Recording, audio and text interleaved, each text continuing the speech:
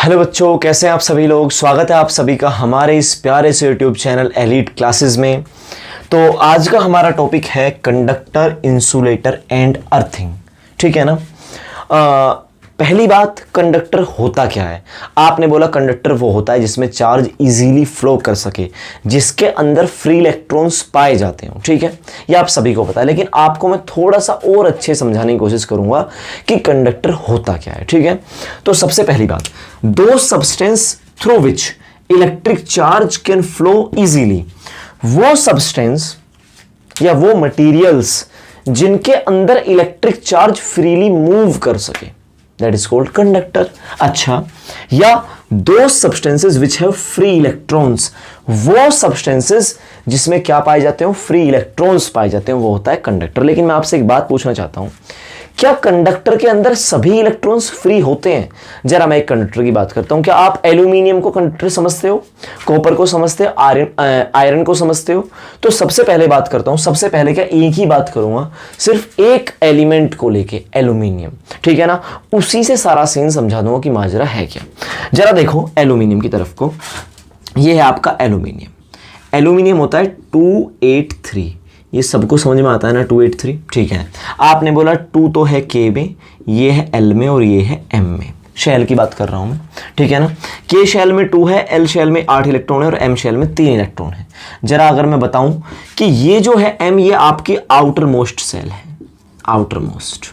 Okay जी, एक बात बताओ, एटम को सबसे ज्यादा खतरा जो रहता है ना, वो आउटर मोस्ट सेल का रहता है। क्योंकि जब भी कोई भी कुछ हुआ तो इलेक्ट्रॉन जो निकलेगा ना, कुछ भी हुआ, फ्रिक्शन या कुछ भी हुआ, सबसे पहले सबसे इजीली जो इलेक्ट्रॉन निकलता है वो आउटर मोस्ट सेल का निकलता है, दैट इज एम शेल। यहां पे जो है 3 इलेक्ट्रॉन्स है। जरा मुझे एक बात बताओ कि 281, इसके अंदर इतने ही इलेक्ट्रॉन है, यही एटॉमिक नंबर है और यही प्रोटॉन है। तो इतने ही तो इलेक्ट्रॉन है, इतने ही प्रोटॉन है, और एटॉमिक नंबर तो चलो छोड़ो, बात की बात है, उस बारे में तो हम बात नहीं करनी कुछ। अगर मैं तुमसे कहूं कि ये बताओ आप मुझे कि अगर एल्यूमिनियम ऐसा है, ये हुआ प्रोटॉन और न्यूट्रॉन अंदर रहते हैं न्यूक्लियस के, यहां पे रहते हैं 2 और यहां पे रहते हैं 8, 4, 5, 6, 7 एंड 8 और 3 रहते हैं यहां पे, 1, 2, 3। अब ये बताओ, अगर मैं इसमें से एक इलेक्ट्रॉन निकल जाए, आपने बोला इजीली निकल जाएगा, तो हो जाएगा Al पॉजिटिव एक इलेक्ट्रॉन निकलने पर। दूसरा निकल जाए तो Al2 पॉजिटिव, तीसरा भी इलेक्ट्रॉन निकल जाए तो Al3 positive, Al3 positive. Conductor की बात कर रहा हूं। क्या और इलेक्ट्रॉन निकालना इजीली पॉसिबल है? आपने कहा नहीं, इजीली पॉसिबल नहीं है। तो अगर मैं एल्यूमिनियम की बात करूं तो उसमें कितने फ्री इलेक्ट्रॉन हो सकते हैं? आपने बोला 3, Al3 पॉजिटिव। अब ये बताना, 3 इलेक्ट्रॉन फ्री हैं, इट मींस Al3 पॉजिटिव है। तो क्या ये कंडक्टर है? आपने बोला बिल्कुल कंडक्टर। सोडियम की बात करूं, सोडियम Na पॉजिटिव, 281, एक इलेक्ट्रॉन इजीली निकल सकता है, तो वो फ्री इलेक्ट्रॉन होगा। आपने कहा ठीक है, समझ में आती है बात। पर आप बताना क्या चाहते हो? जी मैं ये बताना चाहता हूं कि कंडक्टर में भी 2 और 8 फ्री नहीं है, फ्री सिर्फ 3 इलेक्ट्रॉन है। तो आप ये नहीं कह सकते कि कंडक्टर के सारे चार्जेस या सारे इलेक्ट्रॉन्स फ्री होते हैं। आपने कहा जी कंडक्टर तो वो होता है जिससे फ्री इलेक्ट्रॉन्स पाए जाते हैं। हाँ बिल्कुल सही बात है, फ्री इलेक्ट्रॉन्स पाए जाते हैं, मान लिया, लेकिन सारे के सारे इलेक्ट्रॉन्स जो कंडक्टर के अंदर हैं वो फ्री नहीं होते। जी एग्जांपल, मान लो एल्यूमिनियम की बात करूं, इसके अंदर 13 प्रोटॉन है, 13 ही इलेक्ट्रॉन है, तो जो इसमें फ्री है ना वो 3 इलेक्ट्रॉन है, समझे? जो कौन सी शेल के? एम शेल के। आपने कहा ठीक बात है, कोई दिक्कत नहीं है, इसमें कोई इशू नहीं है हमें। आपने कहा एक बात बताओ, अगर 3 इलेक्ट्रॉन फ्री हैं तो अब भी कितने इलेक्ट्रॉन बचते हैं? 10 इलेक्ट्रॉन बचते हैं। तो देखा जाए तो बाउंड कौन सा चार्ज हुआ? तो बाउंड हुआ 13 तो है प्रोटॉन जो कहाँ रहते हैं? न्यूक्लियस में, और 10 है इलेक्ट्रॉन जो किसमें है? के और एल दोनों में मिला के हैं। तो कह दूं कि कंडक्टर में सारा चार्ज फ्री रहता है? नहीं, सारा चार्ज फ्री नहीं रहता। कंडक्टर में प्रोटॉन ये 13 के 13 बाउंड हैं, कहीं नहीं जा सकते, और 2 और 8 मतलब 10 इलेक्ट्रॉन जो K और L शेल में ये भी बाउंड हैं। तो एक कौन सा चार्ज हुआ? बाउंड चार्ज हुआ। क्या कंडक्टर में सारा चार्ज फ्री रहता है, सभी इलेक्ट्रॉन्स फ्री? नहीं, सभी इलेक्ट्रॉन्स फ्री नहीं रहते, सिर्फ आउटर मोस्ट वाले। कोई दिक्कत तो नहीं, ज्यादा ही एनर्जी दे दे तो एक अलग बात है, लेकिन मैं कहूं नॉर्मली थर्मल एनर्जी दें तो 13 प्रोटॉन तो फिर भी फिक्स है, न्यूक्लियस के अंदर हमेशा फिक्स है। तो कैसा चार्ज हुआ? Bound charge. और 10 इलेक्ट्रॉन तो फिर भी रहे, क्योंकि 3 निकाल सकते हो आउटर मोस्ट से। तो कह दो कि कंडक्टर वो तो दो substance through which electric charge can flow easily. जी इलेक्ट्रिक चार्ज फ्लो कर सकता है इजीली, ये बात हमने मान ली, लेकिन सारा का सारा चार्ज फ्री नहीं होता, सिर्फ आउटर मोस्ट सेल वाले ही फ्री होते हैं, और जो अंदर वाले होते हैं वो बाउंड होते हैं। तो कह दो कि कंडक्टर में देखो ये 3 तो निकाल दिए, लेकिन जो ये अंदर वाला पार्ट बचा ये कैसा चार्ज हुआ? आपने बोला बाउंड चार्ज। कौन सा चार्ज हुआ? बाउंड चार्ज हुआ। कोई दिक्कत वाली बात तो नहीं है। क्या कंडक्टर में सभी चार्ज फ्री होते हैं? नहीं होते हैं। कंडक्टर के आउटर मोस्ट सेल वाले फ्री हो सकते हैं, आराम से इजीली फ्लो हो सकते हैं, बहुत कम एनर्जी पे, थर्मल एनर्जी पे हो सकते हैं, मतलब रूम टेम्परेचर पे फ्री हो सकते हैं, लेकिन कंडक्टर के सारे चार्ज फ्री नहीं होते। समझ में आई बात आपको? अच्छा ठीक है जी। उसके बाद जी कंडक्टर समझ में आता है। इंसुलेटर क्या होता है? देखो मैं डेफिनेशन इसे मिटा के लिखने वाला नहीं हूं। इंसुलेटर वो होता है जिसमें चार्ज फ्लो ना कर सके, ठीक है, और जिसमें फ्री इलेक्ट्रॉन ना पाए जाएं, मतलब जिनके आउटर मोस्ट सेल के इलेक्ट्रॉन भी ना निकल पाए। सारा का सारा चार्ज फ्री या बाउंड? आपने बोला इंसुलेटर का सारा चार्ज बाउंड रहेगा, इसमें एंटायर चार्ज कैसा रहेगा? बाउंड रहेगा। जो एंटायर चार्ज है, पूरा चार्ज है, वो रहने वाला है बाउंड। कोई फ्री इलेक्ट्रॉन नहीं पाया जाएगा, कोई इलेक्ट्रॉन फ्लो नहीं करेगा, कोई इलेक्ट्रॉन मूव भी नहीं करेगा, सारे के सारे न्यूक्लियस के अराउंड रिवॉल्व करेंगे।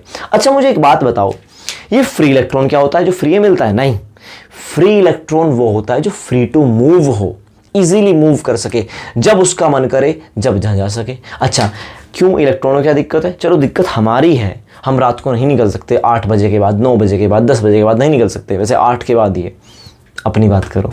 तो यहां क्या चक्कर है? आप बोलोगे देखो इलेक्ट्रॉन्स का काम होता है न्यूक्लियस के अराउंड रिवॉल्व करना, वो उस ड्यूटी को छोड़ दे तो एटम से बाहर निकल गया।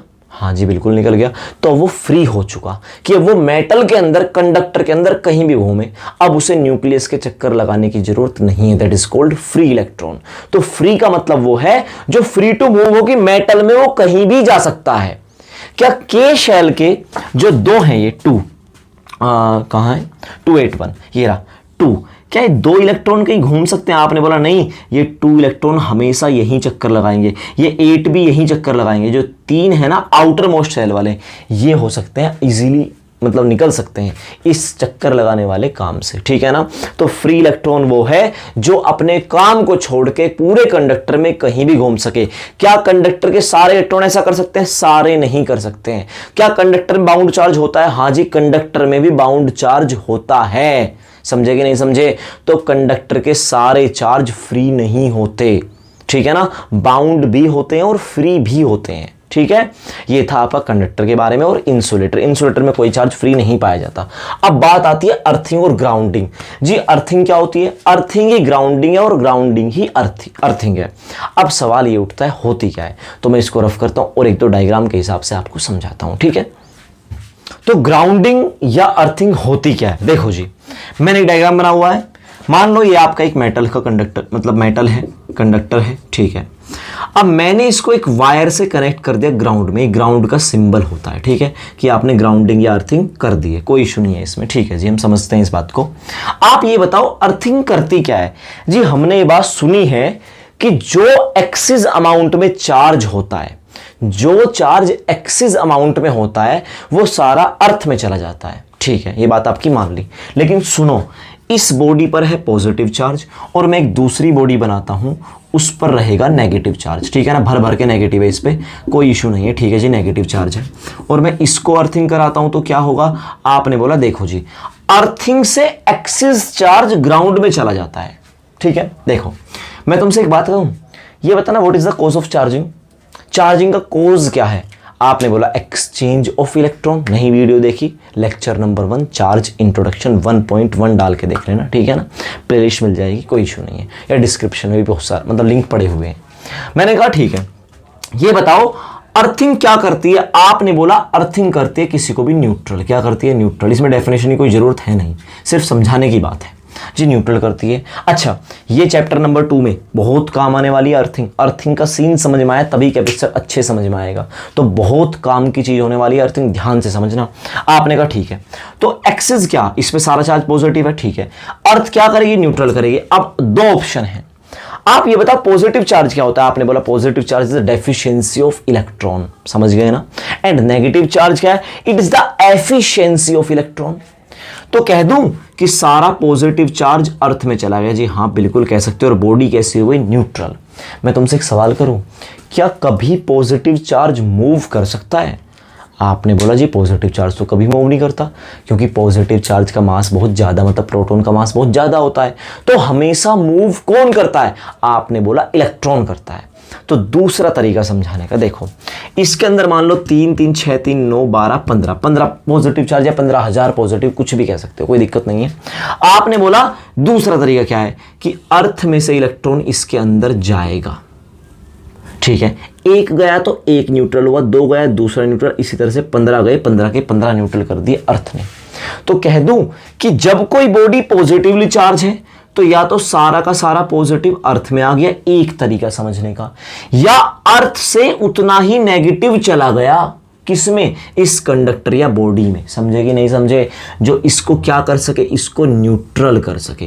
कुल मिला के अर्थ को न्यूट्रल ही करना है। और हमेशा एक्सचेंज कौन होगा, आपने बोला हमेशा एक्सचेंज होगा इलेक्ट्रॉन। कौन एक्सचेंज होगा, इलेक्ट्रॉन। तो देखो अगर इलेक्ट्रॉन ऊपर गया ऐसे, तो करंट की डायरेक्शन क्या होती है, always opposite to the flow of electron. अगर इलेक्ट्रॉन इधर को फ्लो होते हैं तो करंट होता है ऐसे, हाँ है ना, ठीक है। तो कह दूं कि इलेक्ट्रॉन का फ्लो है ऐसे, तो सीधी सी बात है करंट होगा ऐसे। पॉजिटिव का फ्लो है ऐसे, तो करंट तो है ही ऐसे, क्योंकि करंट किसकी डायरेक्शन में होता है, जिधर को पॉजिटिव चार्ज फ्लो होता है।